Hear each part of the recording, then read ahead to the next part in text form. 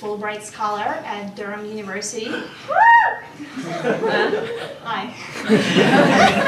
Which means that I am an American who gets to come to beautiful Britain for a year and hopefully do enough research to earn my master's in physics. Which is fantastic, except for one problem, which is that I have also accepted a place in a PhD program in the United States. Now you might say, that's a good thing, Sasha, how is that a problem? Well, American universities have a tendency to not trust degrees from foreign countries that they've never heard of, like the United Kingdom. So when I come back to the US with my British master's, I'm going to do a master's, and then I will have 2 master's degrees in the same field. Now, that's not unheard of, it's uncommon, but have you ever heard of a person with multiple PhDs? Let me tell you about my friend Andy. Andy was in a similar situation as me, where he came to Cambridge for a 1-year master's in math, and then he was supposed to come back to the United States and do his PhD. Great. Well, the master's in math worked as follows. He was going to spend half a year taking courses and then do a short research project in math, write an essay about it, and fly home. Great.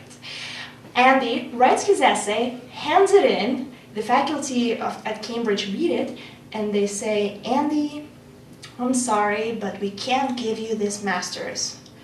We have to give you a PhD.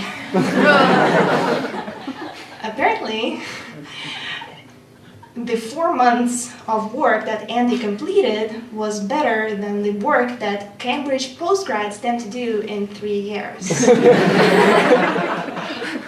I was supposed to ask, are there any Cambridge PhD graduates here in the audience today? No, good. Good. So what was Andy's response to this gift degree? Saying thank you. No, he didn't say thank you. He said, I don't want this degree. I still want to do my doctorate work in the United States. Which makes me ask the question, did nobody warn him about the existential dread that engulfs every PhD student in their 2nd year? Or did he get a taste of it and wanted some more? So he went back to the States and got the PhD he actually wanted, and I did my undergraduate studies in the States as well, so I'm used to the American way of doing certain things, which results in certain cultural differences sometimes. Like on Friday, my research supervisor told me, Sasha, don't come in on Monday, it is a bank holiday. And my reaction to this good news was, again? I have to rest more. But besides having to rest more, research isn't that different between the UK and the US. We still have the same science. We care about the same things like baryon acoustic oscillations, a term that cosmologists kindly shorten to the 3 letters BAO, which kind of makes it sound like a cute little droid from Star Wars, like C-3PO or BB-8, and you kind of look at it and it's small and it probably sounds like so you get curious and you start to approach BAO, and it turns out that it's actually a stormtrooper tying his shoelaces, and he turns at you and pulls a gun and says, you're under arrest for trying to study cosmology. I am trying to go for a life sentence in a physics department. That's what I like to call tenure. 10 years when they can't fire you and you just do physics for the rest of your life and torture postgrads. It's great. So I do try to understand things like BAO. For instance, to envision BAO, I like to pretend that the universe is soup. It's liquefied carrots and way too much chili powder. And it's still on the stove. And in our universe, the liquefied carrots are matter, the one that we're used to. The chili powder is light, and the stove is the heat that the Big Bang left behind for us to enjoy. So there's a lot of heat. The carrots are sort of clumping up in the soup, and they're also growing into bubbles. And all of the bubbles are growing in size at the same speed. And here's what's happening. In our universe, the chili powder, the light, and the matter, the carrots, sort of get tangled up, and the light is pushing the matter out from the center of each clump of carrots, matter. So then you remember that there was a reason you put the soup on the stove. You take it off and you wait for it to cool a little bit. Some time passes, the universe is now cooler, and you take a spoon out, put it in the soup, take a spoonful, and you realize that you hear a crunch. You just bit into a walnut shell. Walnut shell? This was a carrot soup. What is a walnut shell doing here? Well, the universe is interesting. Those bubbles that I mentioned, they all expanded because of the light pushing the matter, because they were teaming up at the beginning of the universe. Well, once we took the soup off the stove, the light escaped, so the soup is not spicy anymore.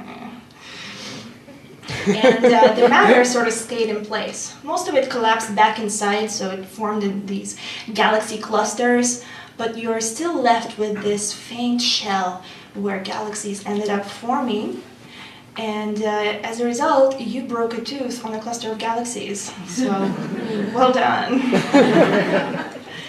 Now, I mentioned that those shells all grew to the same size, and that size is what we call the BAO scale.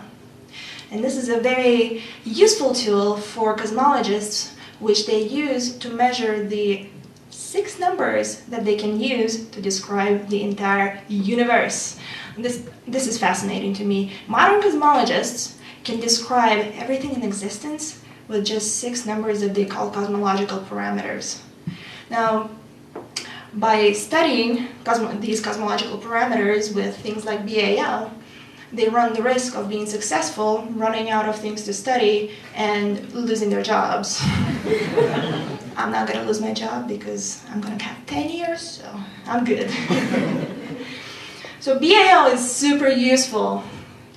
And if you ask any cosmologist in the UK here, they will tell you that BAL was a brilliant discovery by a cosmologist at Durham. And like I mentioned, American science is not that different, so you ask an American cosmologist and they will also tell you that BAL was a brilliant discovery by a cosmologist at Harvard. How dare they claim the credit for the fine work we do at Durham? That's what we say when we eat our soup in our department. So it's been over a decade since the BAL discovery, so it's probably time to make friends and start to work together again and give credit to each other. But I am graduating from Durham in a few months, and I will be doing my PhD at Yale University. And what does Yale have? Yale has a 300-year-old rivalry with Harvard. So I think that I will just hold off just a little longer on the peace making. Thank you.